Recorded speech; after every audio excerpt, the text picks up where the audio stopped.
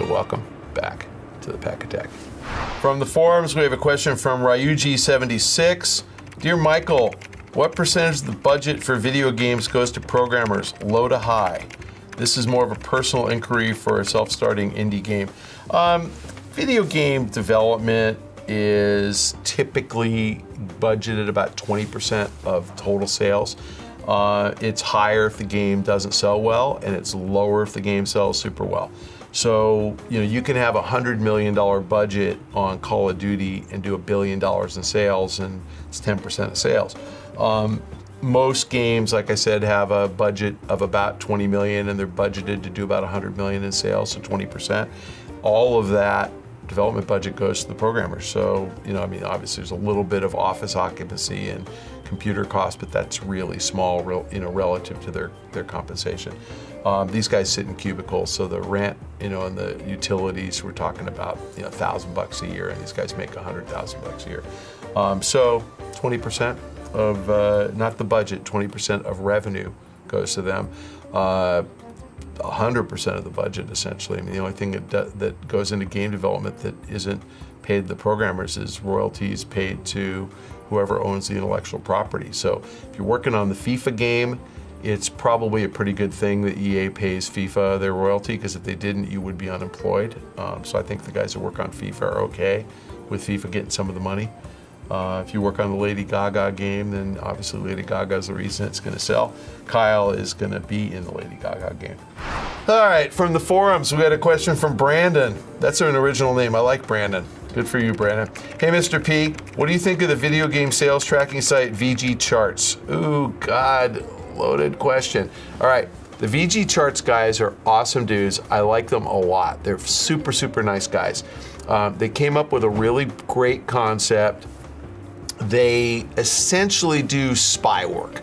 So what they do is they get out there and they talk to everybody. They used to talk to me. They don't anymore, because I basically told them no way. But they would actually try to poach NPD numbers and post US numbers. They try to poach chart track numbers and post European numbers. They talk to people in Japan. They have a whole network of people who work at retail who tell them how many pre-orders they got per store. They kind of extrapolate. I think they generally do a really good job of forecasting.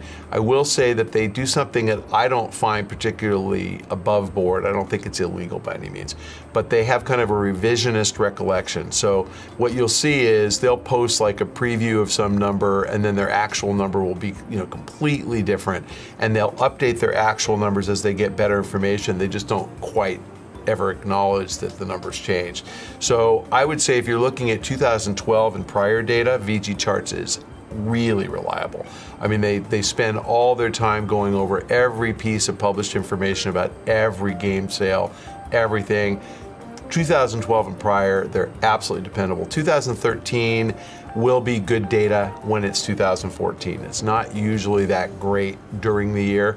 So again, if you want to know like how many PS2s were sold, it's on there and it's right. Those guys actually do a fine job.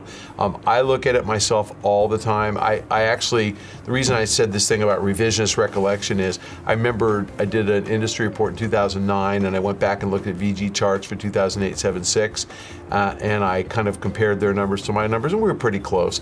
I was revising my 2006, 7, 8, 9 projections, actuals recently for an updated report, and I went back to VG Charts, and the numbers on VG Charts had dramatically changed for 2008. I've since been doing it and looking, and they change all the time. But I think for older stuff, they're really, really good. So if you're curious about numbers, they're pretty comprehensive. It's an easy to use site, easy to search, so I like them a lot, and they're really super nice guys. A question from Twitter from @ContraSujeto. Hi, Pac. Talk about this guitar behind you. Can you play a little guitar riff during your show?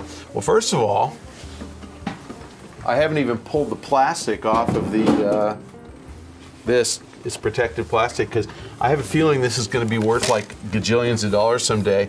This is not a real guitar. Well, actually, I take that back. This is a real guitar made by Fender.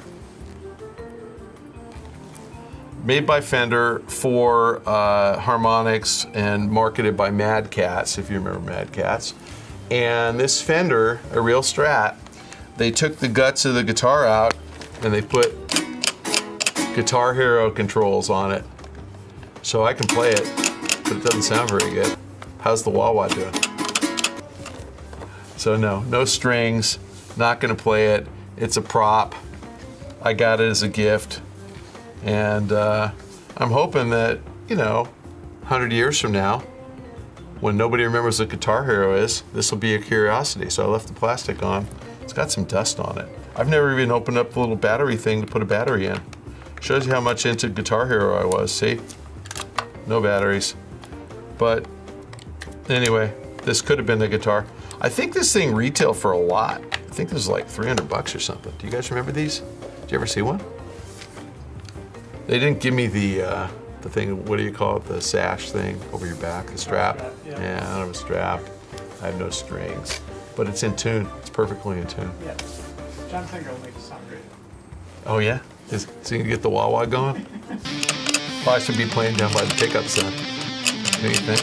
Oh, all the way down? Okay. Pretty funny, my guitar. You know what's so funny is they asked me about my guitar, but they don't ask me about my Nintendo DS headset that I also never pulled out of the case. Because I couldn't figure out who I was going to talk to. Do you guys have one of these? I mean, how many years old is this? Like 6, 8? 2004. Yeah, this is old. I never opened it because I don't really want a headset. Copyright 2007, baby. Yeah, I can't believe I didn't take. See, this will be a collector's item someday. I think this came with Pokemon. Pokemon with an accent over the E. Diamond and Pokemon Pearl. Remember those? You do. Yeah. You're a total Pokemon geek. Weren't you surprised, by the way, when you read about the virtual store and the cloud, and you could keep all your Pokemon characters in the cloud? Were you surprised there were 3,000 of them? I thought there was like 1,200. Well, the 3,000 you can store. You can store more than up to one of the same guy. Oh. Yeah.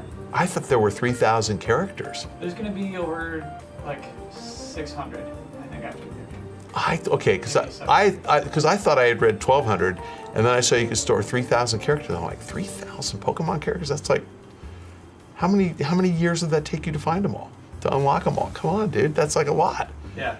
That's a lot of work. It's much less than that, but collectors like to have like 8 of the same guy. Do you get them like different colors? You breed them. Oh yeah? Yeah. Can you breed like a black one and a white one and it comes out striped, or no? No, nothing that cool. Oh. You like, I don't know, we won't get into it. We got an hour. I want to know how you breed them. Is it an E-rated breeding process, or is it M-rated? It's really funny. They're just like, oh, an egg appeared, but you don't know how that egg got to be. And you don't know how if it got fertilized or not. Yeah. Okay, you don't know. You don't know. Might not have been. They kind of just wink about it, and that's it. That's good, though. They're born from eggs. Okay. All right, fellow babies. Thanks for joining us once again on this week's edition of Pach-Attack. If you have a question for me, you can submit it to the link below. If you'd like to ask me a question on Twitter, send it to @MichaelPachter, copy @GameTrailers, and apply the hashtag AskPac. And we will answer every question we can get to. I will send you a direct message and answer your question directly if you follow me on Twitter @MichaelPachter. Thanks very much for joining us.